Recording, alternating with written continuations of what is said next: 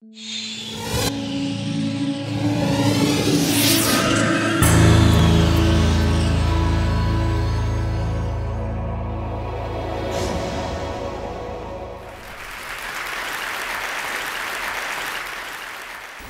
do you explain when things don't go as we assume? Or better, how do you explain when others are able to achieve things that seem to defy all of the assumptions? For example, why is Apple so innovative? Year after year after year after year, they're more innovative than all their competition. And yet, they're just a computer company. They're just like everyone else. They have the same access to the same talent, the same agencies, the same consultants, the same media. Then why is it that they seem to have something different? Why is it that Martin Luther King led the civil rights movement? He wasn't the only man who suffered in a pre-civil rights America, and he certainly wasn't the only great orator of the day. Why him? And why is it that the Wright brothers were able to figure out controlled powered manned flight when there were certainly other teams who were better qualified, better funded, and they didn't achieve powered manned flight, and the Wright brothers beat them to it? There's something else at play here. About 3.5 years ago, I made a discovery, and this discovery profoundly changed my view on how I thought the world worked, and it even profoundly changed the way in which I operate in it. As it turns out, there's a pattern. As it turns out, all the great and inspiring leaders and organizations in the world, whether it's Apple or Martin Luther King or the Wright brothers, they all think, act, and communicate the exact same way, and it's the complete opposite to everyone else. All I did was codify it. And it's probably the world's simplest idea. I call it the golden circle.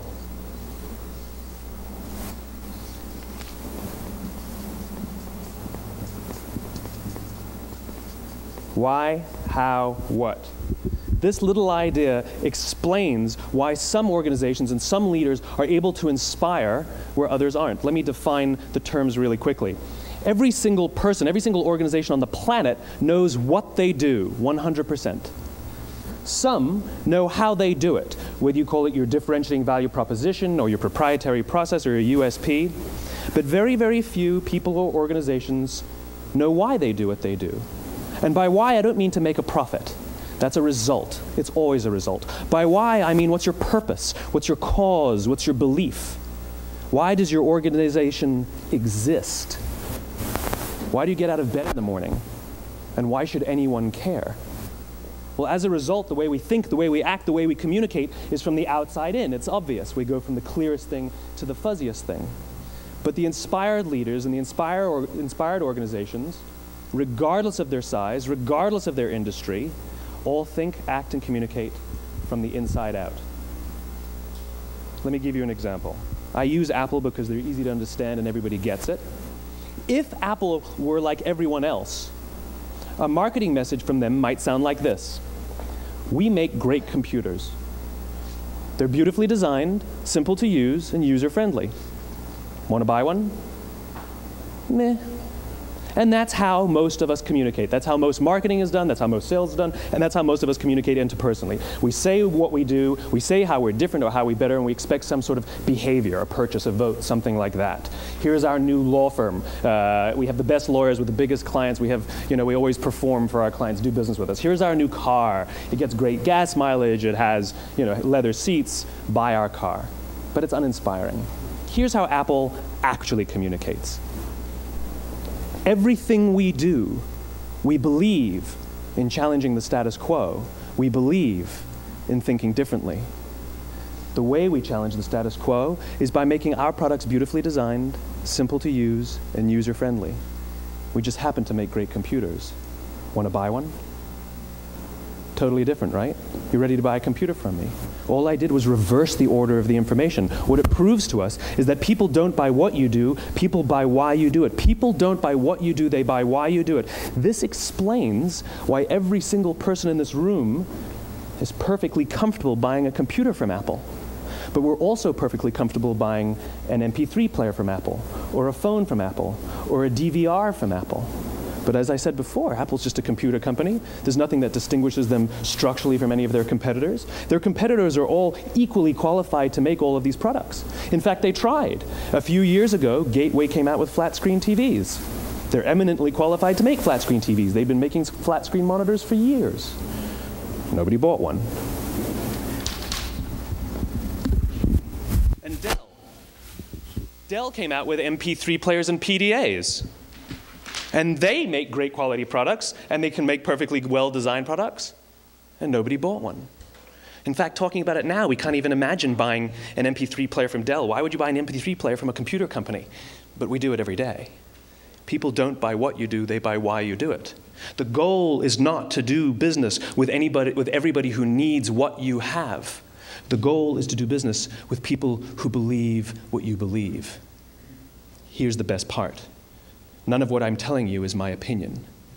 It's all grounded in the tenets of biology, not psychology, biology.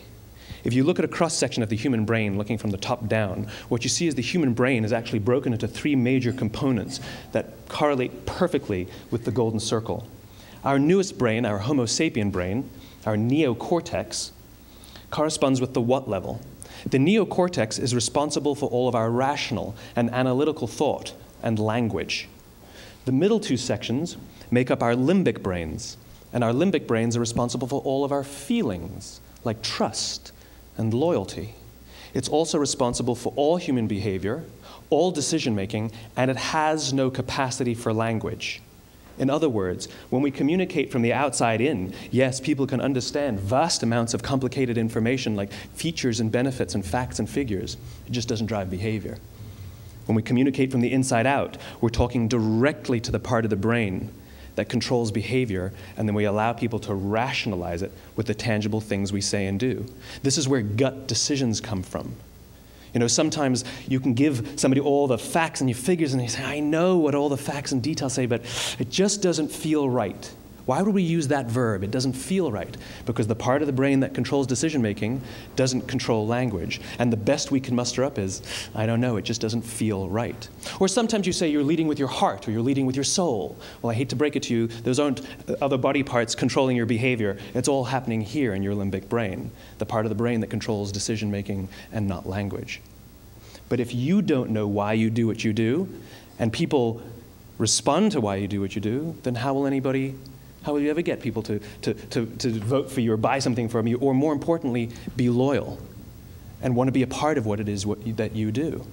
Again, the goal is not just to sell people who need what you have. The goal is to sell to people who believe what you believe. The goal is not just to hire people who need a job. It's to hire people who believe what you believe. I always say that, you know, there's, if you hire people just because they can do a job, they'll work for your money. But if you hire people who believe what you believe, they work for you with blood and sweat and tears. And nowhere else is there a better example of this than with the Wright brothers. Most people don't know about Samuel Pierpont Langley. And back in the early 20th century, the pursuit of powered man flight was like the dot-com of the day. Everybody was trying it. And Samuel Pierpont Langley had what we assume to be the recipe for success. I mean, even now, you ask people, why did your product or why did your company fail? And people always give you the same permutation of the same three things. Undercapitalized, the wrong people, bad market conditions. It's always the same three things. So let's explore that.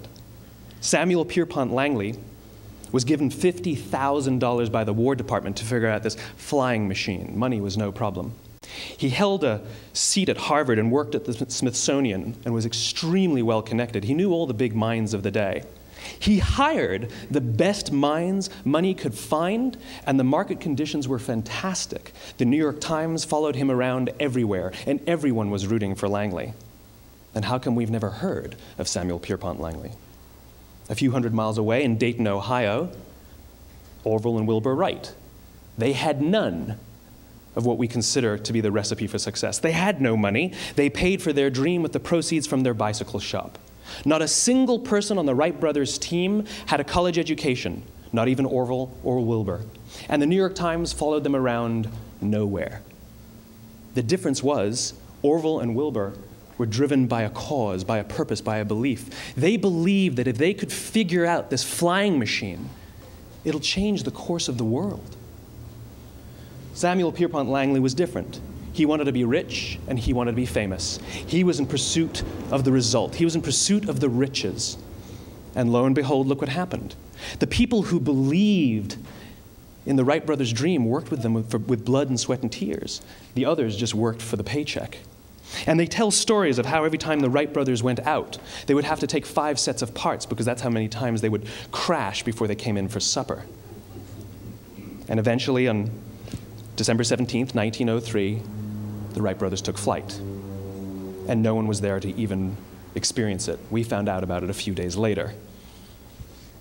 And further proof that Langley was motivated by the wrong thing, the day the Wright brothers took flight, he quit.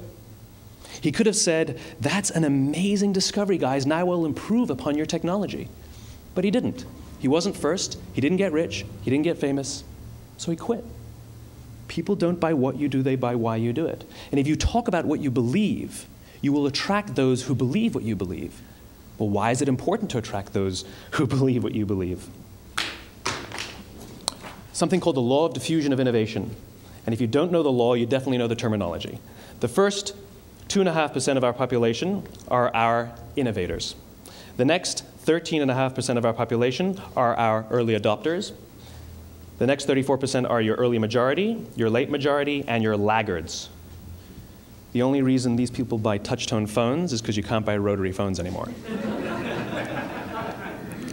We all sit at various places at various times on the scale, but what the law of diffusion of innovation tells us is that if you want mass market success or mass market acceptance of an idea, you cannot have it until you achieve this tipping point between 15 and 18% market penetration, and then the system tips.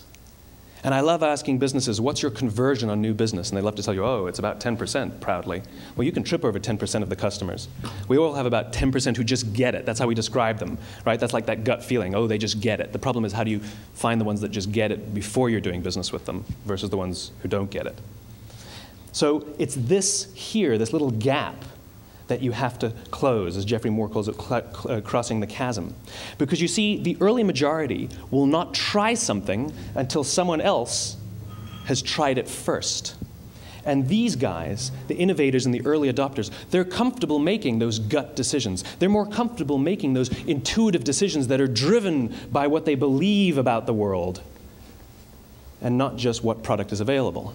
These are the people who stood online for 6 hours to buy an iPhone when they first came out, when you could have just walked into the store the next week and bought one off the shelf. These are the people who spent $40,000 on flat screen TVs when they first came out, even though the technology was substandard. And by the way, they didn't do it because the technology was so great. They did it for themselves. It's because they wanted to be first. People don't buy what you do, they buy why you do it. And what you do simply proves what you believe. In fact, people will do the things that prove what they believe. The reason that person bought the iPhone in the first 6 hours, or stood in line for 6 hours, was because of what they believed about the world and how they wanted everybody to see them. They were first. People don't buy what you do, they buy why you do it. So let me give you a famous example, a famous failure and a famous success of the law of diffusion of innovation. First, the famous failure. It's a commercial example. As we said before a second ago, the recipe for success is money and the right people and the right marketing conditions, right? You should have success then. Look at TiVo. From the time TiVo came out about 8 or 9 years ago to this current day, they are the single highest quality product on the market. Hands down, there is no dispute. They were extremely well funded. Market conditions were fantastic. I mean, we use TiVo as a verb. I TiVo stuff on my piece of junk Time Warner DVR all the time. But TiVo is a commercial failure. They've never made money. And when they went IPO, their stock was at about $30 or $40 and then plummeted, and it's never traded above 10. In fact, I don't think it's even traded above 6, except for a couple of little spikes. Because you see, when TiVo launched their product, they told us all what they had. They said, we have a product that pauses live TV, skips commercials, rewinds live TV, and memorizes your viewing habits without you even asking. And the cynical majority said, we don't believe you, we don't need it, we don't like it, you're scaring us. What if they had said, if you're the kind of person who likes to have total control over every aspect of your life, boy, do we have a product for you.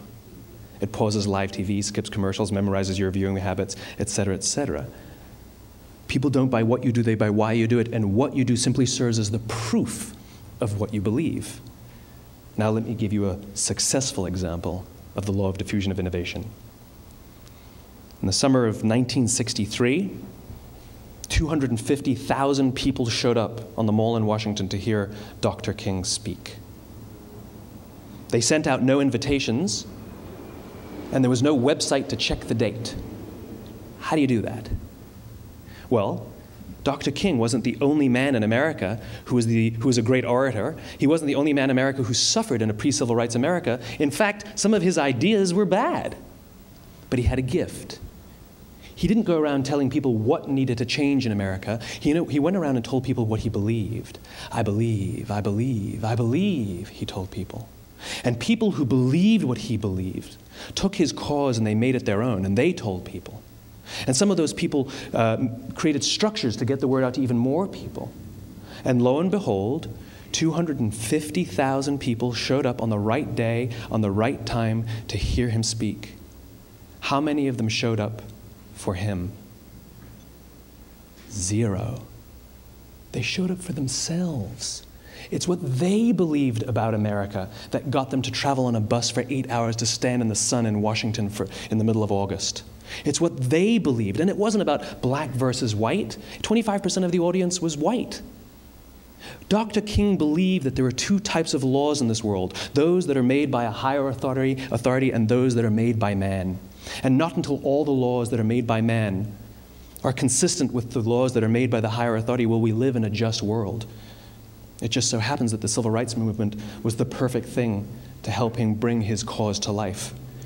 We followed him not for him, but for ourselves. And by the way, he gave the I have a dream speech, not the I have a plan speech. Listen to politicians now with their comprehensive 12-point plans. They're not inspiring anybody. Because there are leaders and there are those who lead. Leaders hold a position of power or authority, but those who lead inspire us. Whether they're individuals or organizations, we follow those who lead, not because we have to, but because we want to. We follow those who lead, not for them, but for ourselves.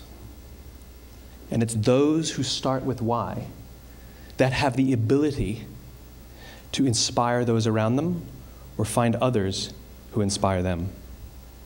Thank you very much.